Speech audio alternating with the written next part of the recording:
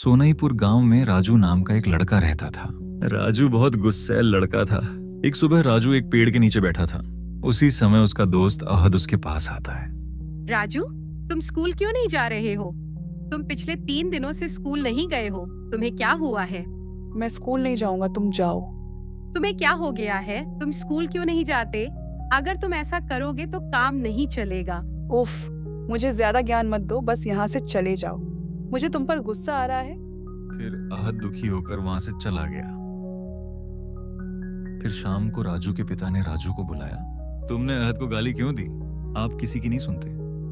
जब वे कुछ कहते हैं तो आपको गुस्सा आता है। राजू बहुत गुस्सैल छोटा लड़का था, इसलिए उसके पिता ने उसे कीलों से भरा एक थैला दिया और कहा कि जब भी तुम्हें गुस्सा आएगा वह हमारे बगीचे की लकड़ी की बाड़ में एक कील ठोक देंगे। पहले दिन लड़के को बगीचे में जाकर 37 कीलें ठोकनी थीं। अगले कुछ हफ्तों में लड़का अपने गुस्से पर कुछ हद तक काबू पा सका, इसलिए हर दिन लकड़ी में ठोकने वाली नई कीलों की संख्या धीरे धीरे कम हो गई।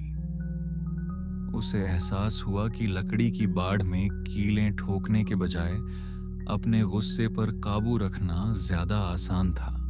कई दिन बीत गए और एक दिन लड़के ने अपने पिता से कहा कि उसने सारी कीलें निकाल दी हैं। उसके पिता अब उसे बगीचे में ले गए और लकड़ी की बाड़ दिखाते हुए कहा, तुमने अपना काम बहुत अच्छे से किया है।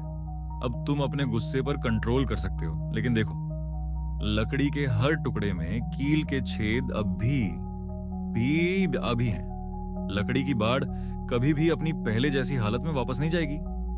जब तुम गुस्से में किसी से कुछ कहते हो तो वह उसके दिल पर ऐसे ही लगता है। इसलिए अपने गुस्से पर कंट्रोल करना सीखो। दिमागी जख्म कभी कभी शरीर के जख्मों से कहीं ज्यादा खतरनाक होते हैं।